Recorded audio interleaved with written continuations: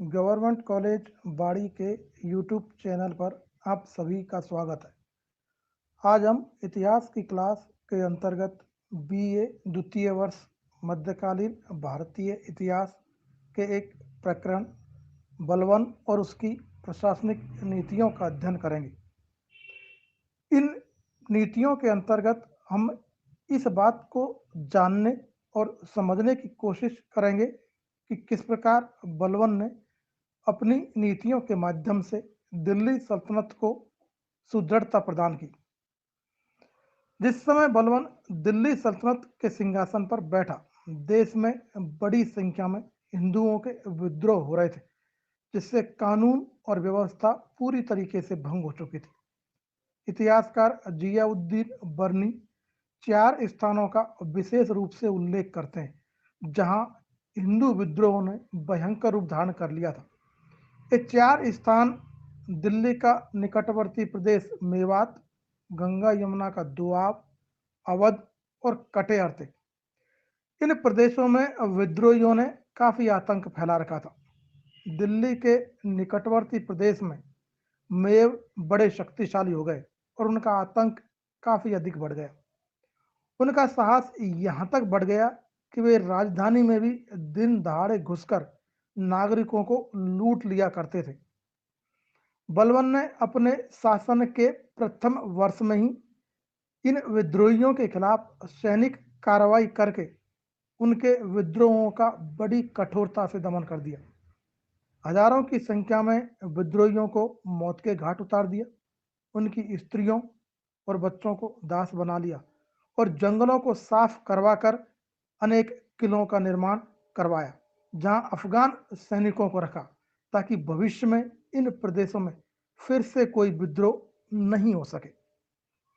हिंदू विद्रोहों के दमन के पश्चात बलवन ने अपना ध्यान इल्तुतमिश द्वारा बनाए गए 40 गुलामों के दल के विनाश पर लगा दिया।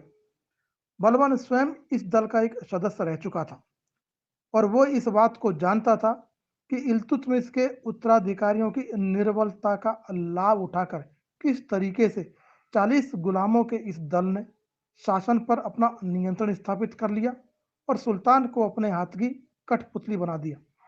इसलिए बलवन ने सिंहासन पर बैठने के बाद इस दल की शक्ति को नष्ट करने का प्रयास किया, क्योंकि बलवन इस बात को भली भांति जानता था कि जब तक इस दल के सदस्य शक्तिशाली रहेंगे, वे ना तो उसको शांति से शासन करने देंगे और उसकी निरंकुशता में भी बाधाएं डालेंगे। इसलिए बलवन ने 40 गुलामों के दल की शक्ति पर घातक प्रहार किया और इस दल के प्रमुख सदस्यों को जहर देकर या अन्य साधनों से मरवाकर इस दल की शक्ति का पूर्ण रूपेण अंत कर दिया। बलवन ने अपने चचेरे भाई शेर खान, जो कि 40 गुलामों के दल का एक शक्तिशाली सदस्य था, जहर देकर उसकी हत्या करवा दी। हालांकि बलवन का ये कार्य हिंदुस्तान में तुर्की सल्तनत के लिए बड़ा ही घातक सिद्ध हुआ। हिंदू विद्रोहों के दमन और 40 गुलामों के दल की शक्ति को नष्ट करने के बाद बलवन ने अपना ध्यान सेना के पुनर्गठन की ओर लगाया। अपने दीर्घ राजनीतिक अनुभव से बलवन ने इस बात को सीख लिया था कि सेना शासन का मूलभूत आधार है। इसलिए एक शक्तिशाली सेना का गठन करना उसके लिए आवश्यक हो गया। फिर इस क्षेत्र में इल्तुतमिश द्वारा प्रचलित परंपराएं अब कमजोर पड़ने लगी थी। इसलिए सेना का पूर्ण रूप से पुनर्गठन करना और भी आवश्यक था। इसके लिए बलवन ने सर्वप्रथम सेना की संख्या में वृद्धि की और केंद्रीय सेना, जो कि दीवाने अर्ज की अध्यक्षता में रखी गई थी, बड़ी संख्या में योग्य और स्वामीभक्त सैनिक अधिकारी नियुक्त किए। जैसा कि इतिहासकार जियाउद्दीन बर्नी लिखते हैं, बलवन ने अपने सैनिकों के वेतन बढ़ा दिए। नगद वेतन के बदले उनको कुछ गांव और जागीर के रूप में दिए। सैनिकों को सदैव सतर्क और फुर्तीला बनाए रखने के लिए बलवन सैनिक अभ्यास पर बार बार बल देता था। दीवाने आरिज के पद पर बलबन ने इमादुल मुल्क को नियुक्त किया, जो कि उसका विश्वास पात्र था। बलबन ने सेना के पुनर्गठन के पश्चात नौकरशाही वर्ग पर अपना ध्यान केंद्रित किया, जो कि स्वेच्छाचारी हो गया था और सुल्तान का उन पर कोई नियंत्रण नहीं था। शासन व्यवस्था पूरी तरीके से अस्त-व्यस्त हो गई थी। सिंहासन पर बैठने के बाद बलबन ने कठोर नियमों और परंपराओं को लागू करके प्रशासनिक वर्ग पर अपना नियंत्रण स्थापित किया और उनको सुल्तान के प्रति पूर्ण निष्ठावान और आज्ञाकारी बना दिया। यहाँ तक कि राजनीतिक जीवन के प्रत्येक क्षेत्र में अव्यवस्थाएं उत्पन्न करने वाली प्रवृत्तियों का बलबन ने बड़ी कठोरता से दमन कर दिया। दरअसल बलबन राजनीतिक सत्ता के केंद्रीकरण में विश्वास रखता था, इसलिए अधिकांश नियुक्तियां या तो स्वयं बलबन के द्वारा की जाती थी या उसकी अनुमति से होती थी। बलबन ने अपने शासनकाल में प्रशासनिक नीतियों के अंतर्गत एक सुदृढ़ गुप्तचर विभाग का भी गठन किया।